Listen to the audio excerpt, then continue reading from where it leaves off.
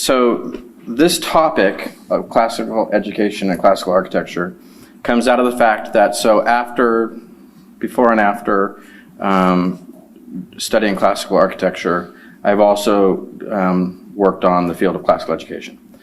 And it's interesting, but what I noticed that is within both fields, there is a debate that you might not even know about what the meaning of each field is.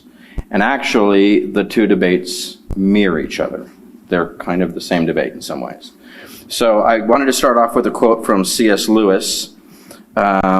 He said, "Words die, and a skillful doctor of words will pronounce the disease to be mortal at the moment when the word in question starts to harbor the adjectival parasite real or true. As old horses go to the knacker's yard or old ships to the breakers, so words in their last decay go to swell the enormous list of synonyms for good and bad." Now, what he's saying there is that words that have very precise meanings often get looser and looser meanings. So a lot of people, when they talk about classical education, over time they just mean, oh, that's good education or rigorous education or something like that. And a lot of people, when they talk about classical architecture, they just mean something like traditional architecture. And so I want to look at, in both cases, the debates about what the possible meanings of the word classical are. So we'll start with, I could start with either one actually, but we'll start with classical education. The first thing is, a lot of you probably went to schools that call themselves classical, and there are programs that call itself classical education programs. And at the, and the first definition that people propose is something like the great books. There was a great books movement, and it's basically studying the great ideas of the history of the world. This was associated with different people, the University of Chicago and things like that. The second, which was more a movement that it was more in the 90s and early 2000s, is it really started with a lot of the little Protestant schools that called themselves classical schools, and it comes out of Dorothy Sayers' essay. And then in that kind of family of what is classical education, it's something like, well, we study the liberal arts, where grammar you study when you're a little kid, and then logic and rhetoric, progression. That's the second definition. A lot of classical schools that have been around for 20 years will understand themselves that way. Now, when I was an undergrad is when there first started to be a pushback against that definition, and it did largely come from a lot of the Catholic educators. Jason? Hello, I hadn't seen you, and I just saw you in the back. I knew Jason, when did I last see you? 20 years ago? Probably? Okay. So, that just made me happy though. There started to be pushback against that second definition because it was leaving out an important component, which was specifically study of Greek and Latin in the original languages. And if you go back, someone like C.S. Lewis, who I use as the person that has the rigorous view of what is classical education, he would have said classical education is study of Greek and Latin. And that those other things may be byproducts of it, but that's not really the core definition of classical education. So just take that kind of little history of that and set it aside. Now we go to classical architecture. What is classical architecture? Well, you might not know this because my guess is some of the wrong definitions in classical architecture are not ones that you've been exposed to a lot. But the first definition of classical architecture, which is associated with someone like a Greek architect and philosopher, Dimitri Porphyros, he said classical architecture is tectonic architecture. So that's what he specifically proposed. And what he meant, I don't know if you've come across the term tectonics before. What he meant is architecture in which literally the weight of the structure is articulated in the architecture itself. this is in classical architecture. You can think like a cornice or something like that that's at the top of the structure. Looks like it has no weight on it, right? Like at the edge of your building. It usually has like this kind of shape.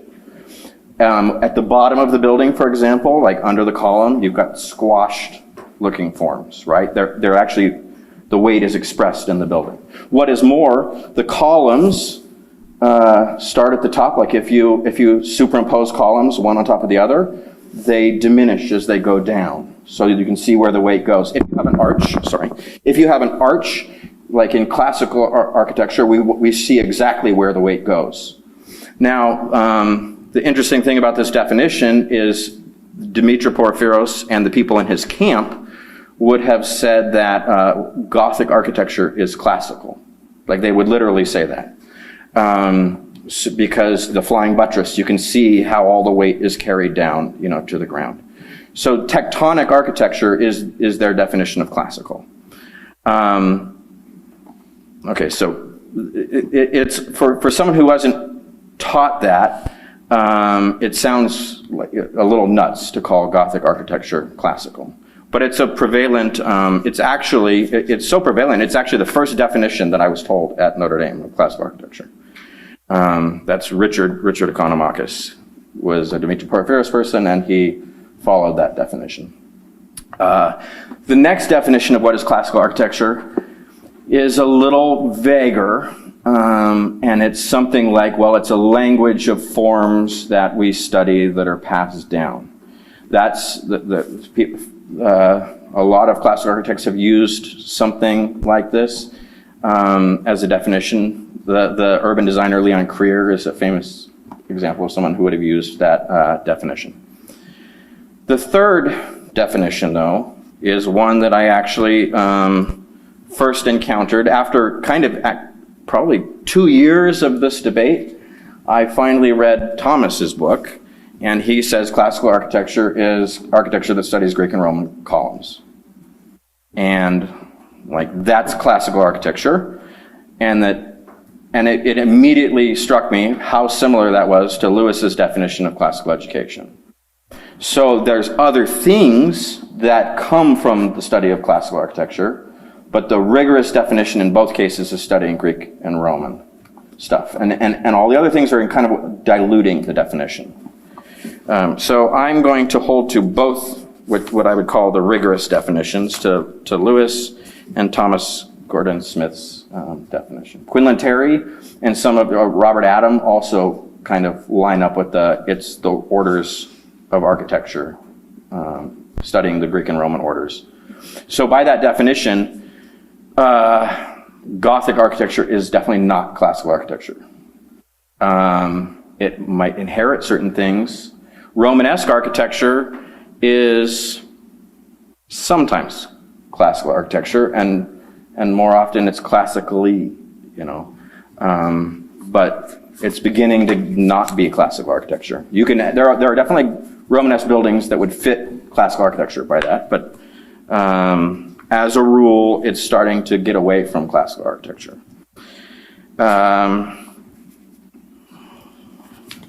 So then, there's two questions that naturally come out of it. The first one is, well, in studying classical architecture or getting classical education, what habits do we form?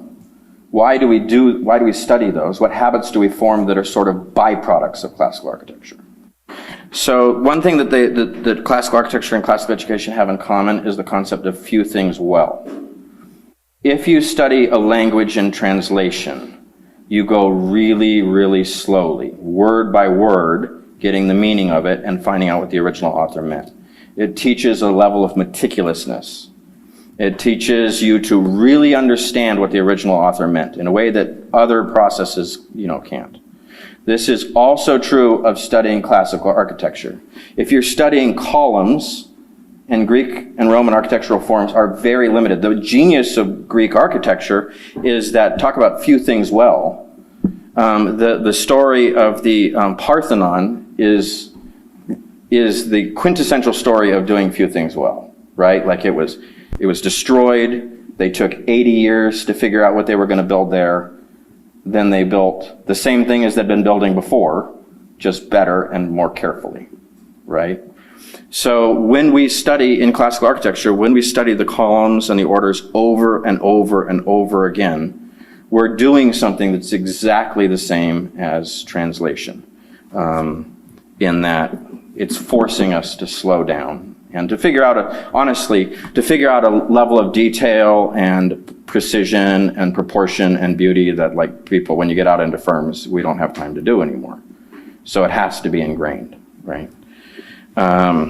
You have to pick up, that's why taking the time now in architecture school is so important. It also, I have a quote from John Henry Newman. It was his, Saint John Henry Newman, it was his feast day yesterday, actually. He wrote, "Every sensible tutor will maintain a little but well. Get one thing well before you try a second. Try to ascertain what your word means to commit it to, and to commit it to faithful memory." And C.S. Lewis said, "No one has time to do more than a very few things well before he is 20. When we force a boy to be a mediocrity in a dozen subjects, we destroy his standards, perhaps for life." So that's why we study classical architecture and not, like, I'm sure in your architecture history classes, you study Gothic architecture, right? But Gothic architecture has a different logic, right? You've probably heard this before, but classical architecture is, the logic of it is wood architecture, like a temple that's built out of wood and then turned into stone. So it's all these wood forms, and they're pieced together as if they were wood and then carved into stone. Japanese architecture is wood architecture that's kept as wood architecture.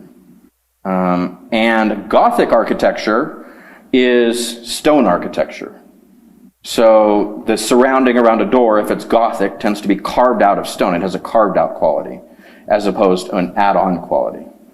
So the very logic of those two different kinds of architecture, like, they have a lot in common, but they're very different.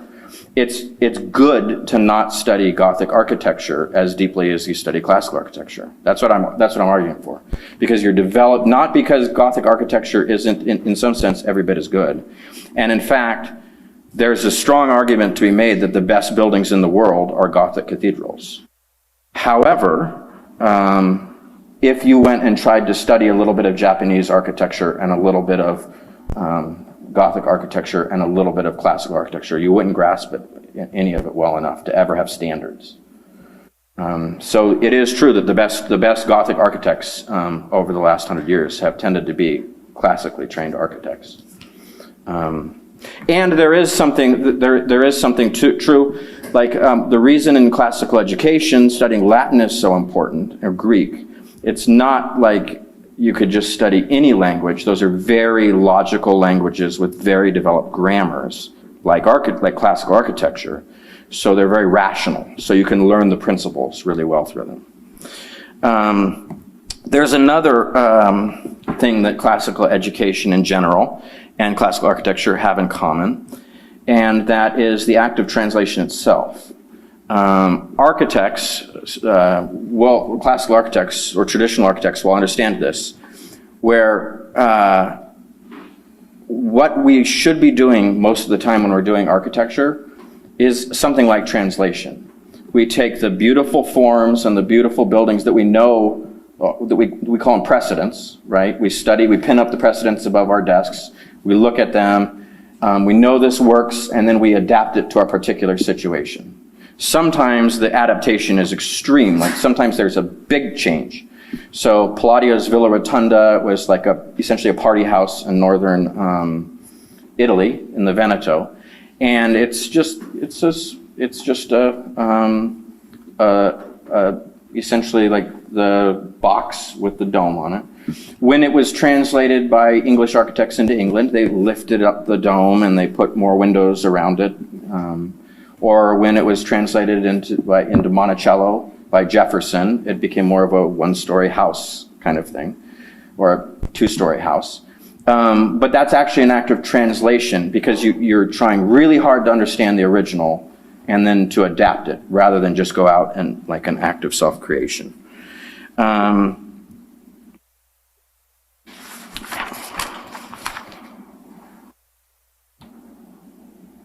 This is, this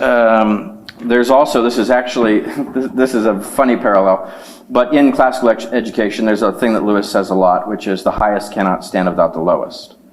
This is literally true in architecture, but it's literally true in the sense also that you have to get fundamentals down. In classical education, it's grammar, but in architecture, it's really the basics. Like the columns really are the fundamentals. How something stands up, how it relates to the weight that goes down, and when you look at it, the massing. That all starts with columns. You can remove the columns from a house, but you can still use everything that you learned about proportion from the column to order the house, right? So that's the principle in classical education, or in education, the highest cannot stand without the lowest. There's also a thing that both these fields have in common, in that they're not curriculum-driven fields. In both fields, if you're translating something, especially children that are learning through translation, they need a tutor. They need somebody that is helping them. In architecture is a field in which you really need a teacher that you go alongside. Because in both cases, in architecture, you're developing an eye for something, and in translation of language, you're developing an ear. In both cases, it's very hard for someone to be an autodidact and to just learn that from a book, right? So the principle of classical education that goes with that is a man cannot give what he doesn't have. So this means that if your teachers don't know Latin, if your teachers don't know Shakespeare, they're not going to be able to teach you Shakespeare. If your teachers do not know classical architecture, then you're going to have a hard time learning classical architecture. And in fact, the field of classical architecture largely went away in the United States and in a large part of the world. And recovering it has taken generations, because it takes people that taught it to themselves, and then they taught it to people who then taught it to the next generation, and a lot of it's revived. This happened also actually in the period of the Renaissance. In the Renaissance, when they recovered a lot of the principles of classical architecture, it wasn't the first generation to know how to do it in a really sophisticated way. They thought about it, they taught it to people, and the next generation came along and learned to be much more comfortable with it. And honestly, the Baroque architects were the most comfortable with a lot of the forms. Let's see. So that's the idea. You cannot give what you do not have. The next question that I think is interesting with respect to classical architecture is the field of the liberal arts. So I mentioned, in dismissing what is classical education, I mentioned the liberal arts. Now, I don't know if you guys have heard what a liberal art is. So we can basically divide the things that we learn into three types of things. Prayer is sort of a fourth, but prayer is definitely a fourth.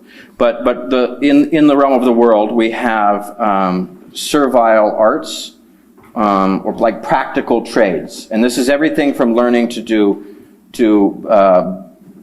bricklaying, to being a doctor, to being a lawyer. These are very practical things, and you study them to accomplish something.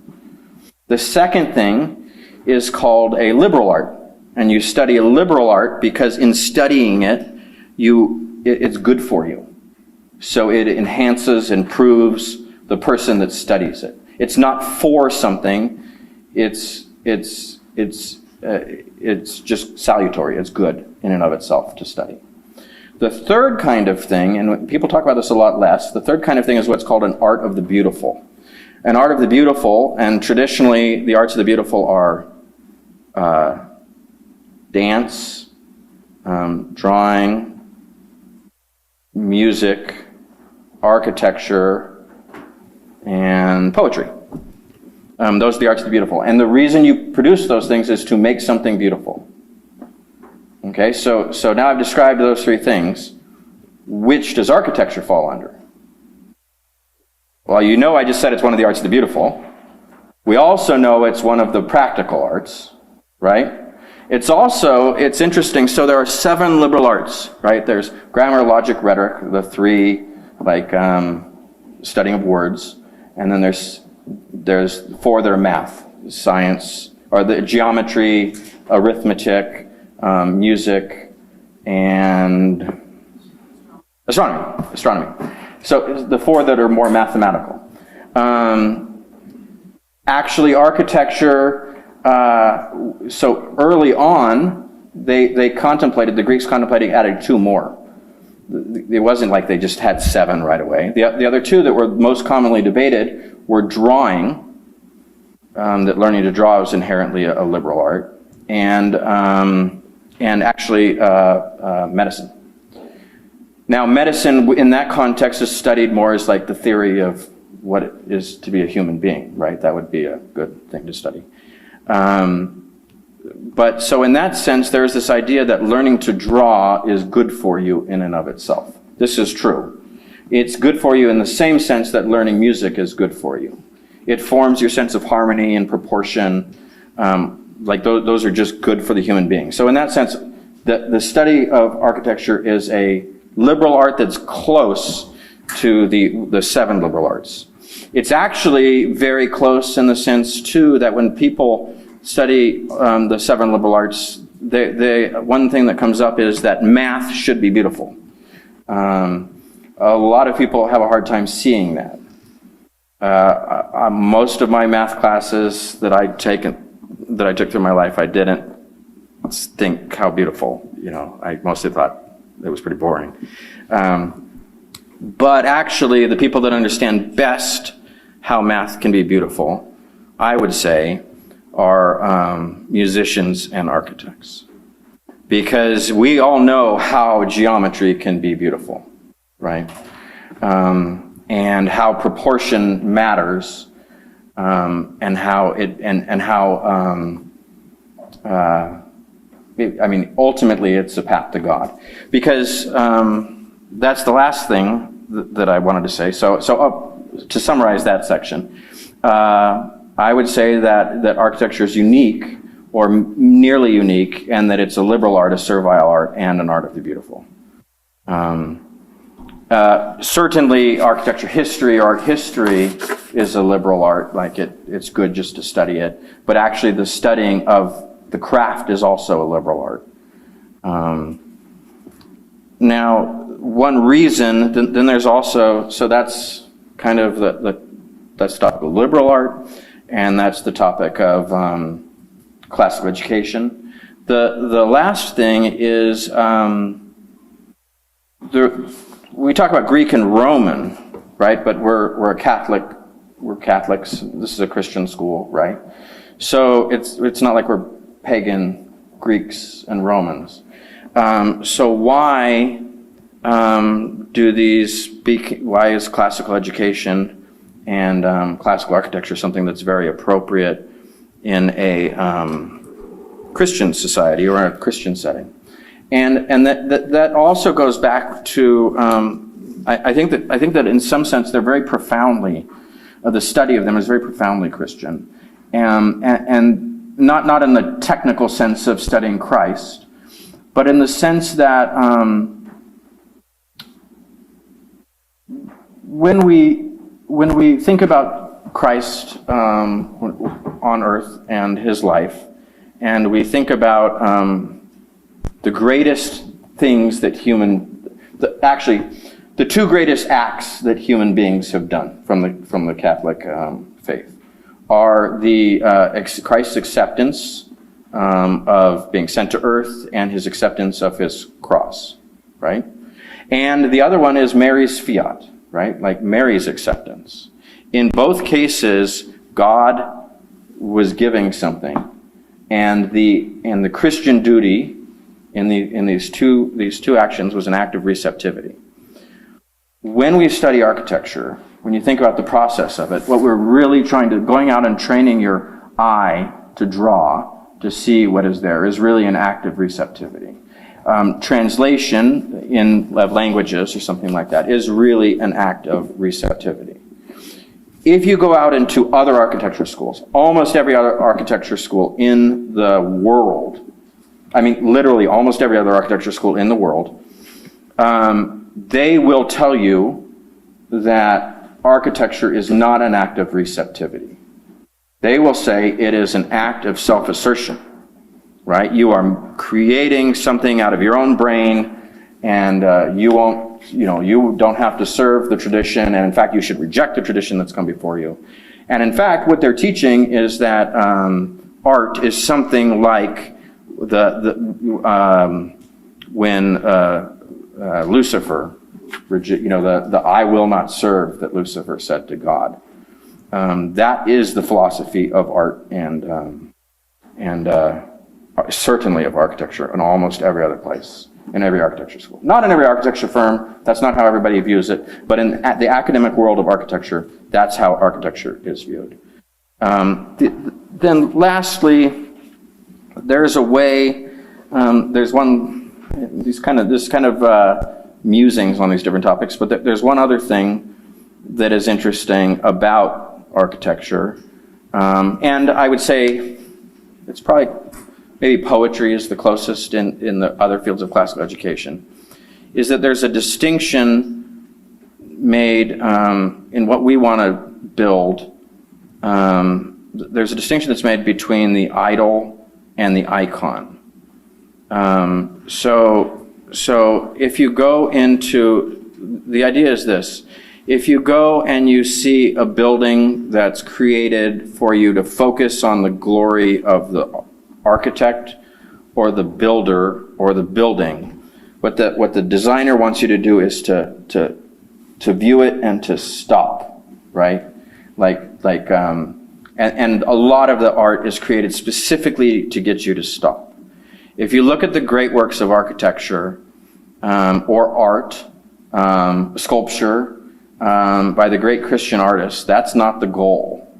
The goal is to get you, this is especially true in churches, but it could even be true in domestic architecture.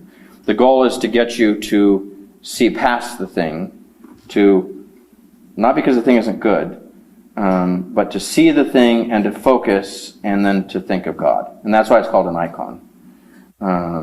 And there is a difference. The first is an idol and the second is an icon.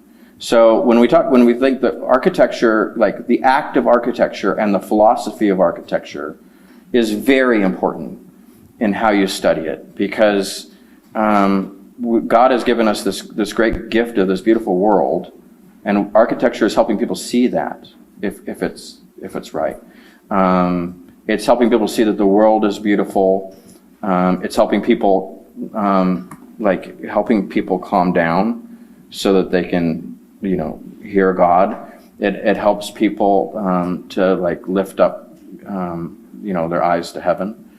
And so in that sense, architecture was always seen as something deeply integrated into the Catholic worldview.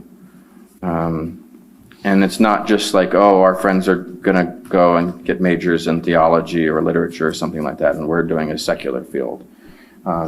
Think of it as it's because it's so tied to what the human being is. It's really tied to what the Catholic view of the world is, as well as education. That's the main thrust of my argument. I'm welcome questions.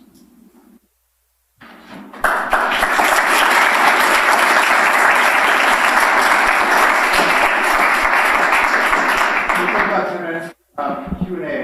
We don't have a microphone, so if you don't mind, speak up when you do ask the question.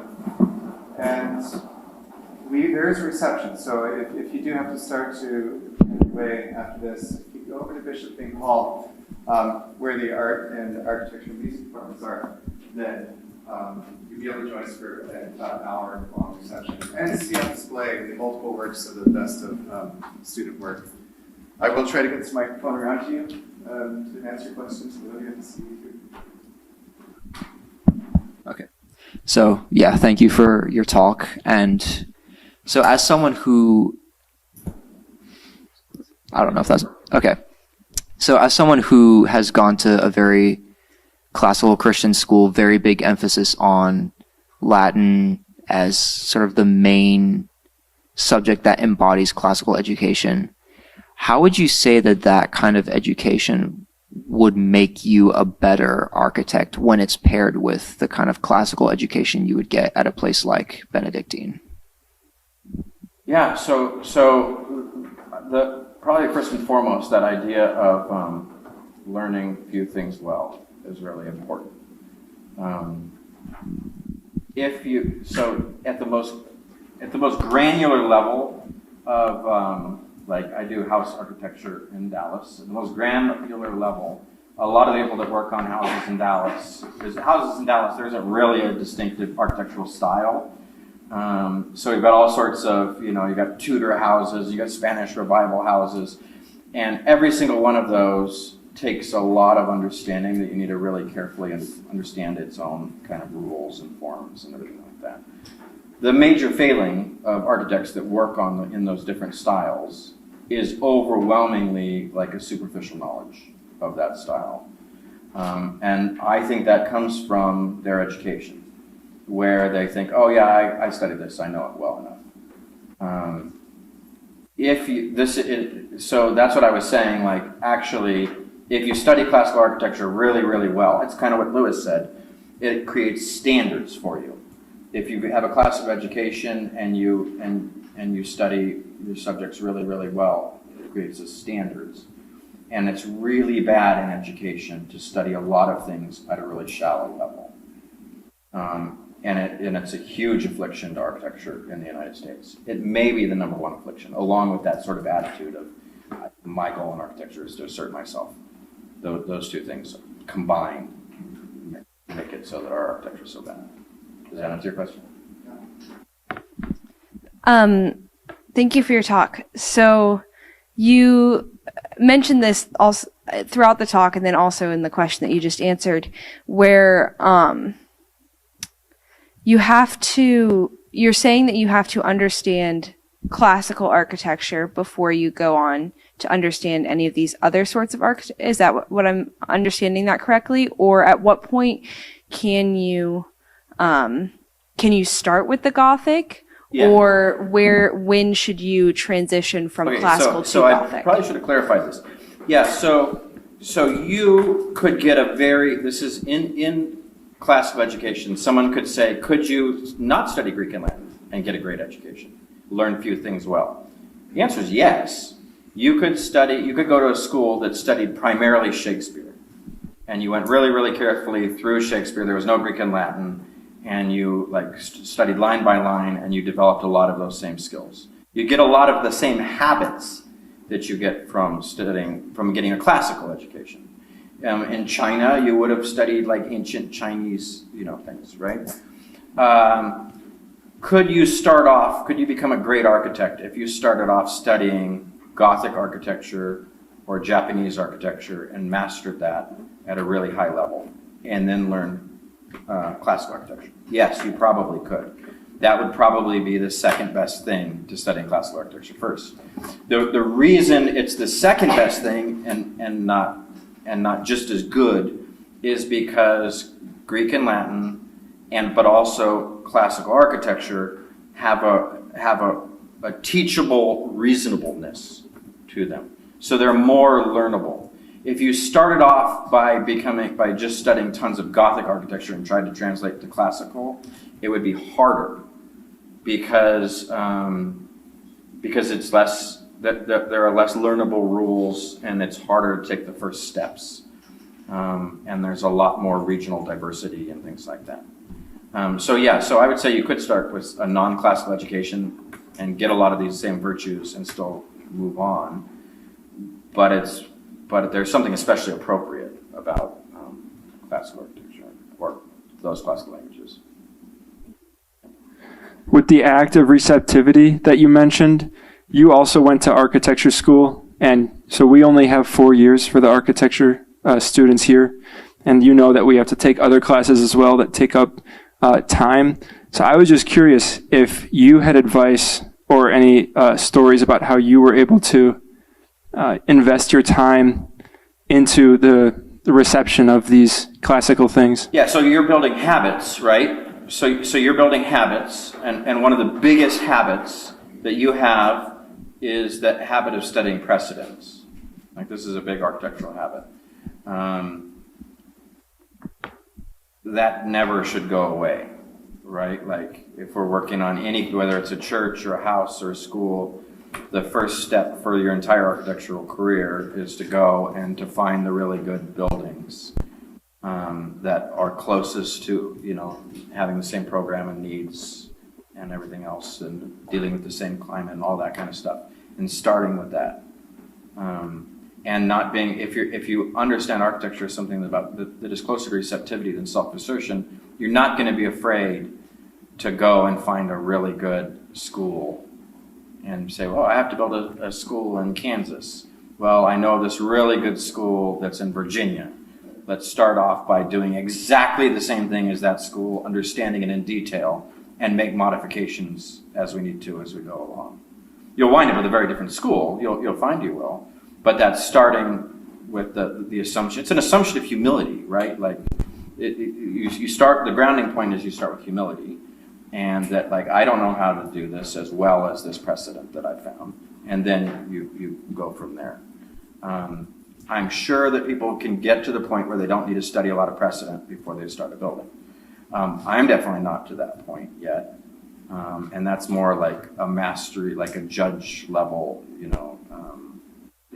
60-year-old that's, mastered all of it. Even then, they're probably like referring back to their books and their pictures and everything else. So that's what I thought, like that part of it, does not end with architecture school, so you're safe. Sir, I'd like to thank you for the talk. I like to tell the students, in 4 years, you may get 1 or 2 talks like this. There's talks that introduce you to a higher level of complexity, but then there's talks that bring you to a higher level of simplicity. And this was one of them. And it's not easy to do. My question is, if classical architecture is architecture for the human being, right? It would also be true that it's architecture from the human being. And so we spoke about receptivity and we spoke about humility. Could we combine those and to say the fundamental attitude is an attitude of reverence? Because there's a reverence and respect for precedent, for tradition, for the place where the project is happening. Yes. For the materials, for the forms, for the people who will inhabit it, for the generations that will enjoy that. Because I see that as the fundamental attitude of a creature. Right. Whereas the self-assertion attitude is the fundamental attitude of someone who thinks he's a god. Yes. Absolutely. The starting point is reverence and humility, right? Like humility that ties into that reverence. And you're humble because you're not God, because you're a creature. It is the difference between the Christian worldview and the secular worldview at its very core. It just so happens that difference between those who know that we are creatures and should be grateful about it. That difference between, like even I mentioned Lucifer, the one of the legends or one of the stories is that Lucifer claims that he created himself, right? Because he denies his creatureness. That contrast between Mary and Lucifer is the exact same contrast that exists between Benedictine's architecture school and that of Texas A&M, where I also was involved in studios. That's a crazy thing to say in one sense. And the Texas A&M would not appreciate it.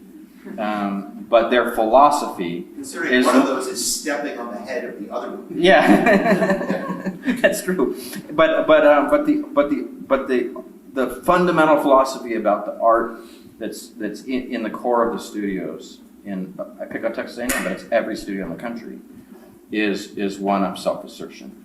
Like what you need to do is assert yourself, and that's the opposite of what we as Christians are trying to do. Vitruvius talks about the necessity of the architect to be well learned in all the subjects. So can you relate that to what C.S. Lewis was talking about being good at just a few things? Yeah, so the liberal arts are about being well-rounded. Like, so your education doesn't stop after you become good at one thing. And in architecture, the more things you know about everything, it will help you be better architects. So being really widely read is a really good thing that'll make you better architects. I think Lewis's point is simply that, and John Henry Newman goes into great detail about this, that bad students are ones that know a lot of different things, a little bit about a lot of different things. There's almost those students will never be good at not just at like professional fields, but at reasoning, because you need to slow down and do it carefully. I mean, I was talking to students about, this is how we're shadowing, and like, let's think about it. Where do back shadows go, or secondary shadow? Like really minute things that honestly, when you get out and you're doing renderings at architecture firms, you don't have a lot of time to go into nearly this much detail. But it's really important because you're learning what the standards are. So does that help? Yeah. Hey, can you help just a poor literature guy who doesn't understand anything, doesn't know anything? What is the motivation, or what is the reasoning behind preferring classical architecture over other forms of architecture? This is something that has really bothered me. That in the pre-modern world, when you believe that the planets are spaced out at harmonic intervals, which recapitulate Pythagorean chords. And you have a complete justification. You're just sort of copying nature. You're creating microcosmic. A temple is a microcosmic image of the whole temple, so you can, retune the ear. That makes so much sense, right? But when I read old literature, I feel a deep sense of nostalgia that I can't believe those things anymore. Why shouldn't we be more like Rem Koolhaas or Frank Gehry, whose works I think sort of reflect the cosmos we actually live in, right? The cosmos of the Big Bang, right? Black holes and spiral nebulae. Okay, shouldn't we kind of update? Okay. You said it bothers you. You're going to bother me. Okay, so I didn't say that classical architecture is better than other forms of architecture. So I don't believe that classical architecture is better than, say, Gothic architecture. In some ways, in a lot of ways, I like Gothic architecture the most. I mean, I mentioned that Chartres Cathedral is probably my favorite building. I said I believe classical architecture is the best thing to teach. So that doesn't necessarily mean it's the best form of architecture. So that's the first thing. That it's a really good starting point. I don't necessarily, one doesn't have to believe the Greek and Latin are the best languages. But Latin's a really good language to teach people because it has a logic to it. Because the Romans were very rational and systematic and careful and did things that can be repeatable and learned, right? So I won't say that classical you don't have to. It's perfectly okay to say classical architecture is the best form of architecture and what you love the most. I've known lots of good classical architects that 100% believe that. Some may say, well, the Baroque is the high point, but it's okay to say Gothic architecture is your favorite. The second half of your question is silly because they're not reflecting like Gothic architecture. You could argue that Gothic architecture, with its complexity and it's not in patterns, right, and it doesn't have the sort of artificial rigor of classical architecture. Columns lined up are more like what we used to think the solar system is like. But I think Gothic architecture is much more like what the universe is really like than Rem Koolhaus, or like, because they've gone back to an artificial simplicity, to a reason. Craig Gary, the crumpled paper look, is just that's not based on a universe that believes that is reasonable. Like the universe is reasonable. But if I said Sagrada Familia, you'd be more comfortable with that, Gaudi?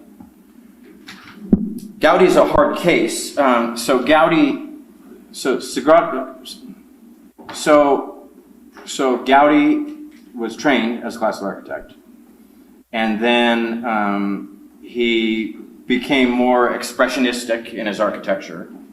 Then he moved towards Catholicism and really got into Gothic architecture, which were his primary precedents with Sagrada Familia. And then Sagrada Familia he didn't finish, and an anarchist blew up his drawings. So some of Sagrada Familia is Gaudi, some of it's wonderful, some of it is not, and like I think that the crucifixion, there's one whole facade that was done by an artist that rejected Gaudi essentially. So that's a very hard example. But good Gaudi is pretty great. Well, we can't wait for the YouTube short or TikTok version of this talk. So we don't have to ponder it too deeply. I'll do an interpretive dance. Thank you. Before we head over to Bishop Finkhall for the reception, please give Phil Nielsen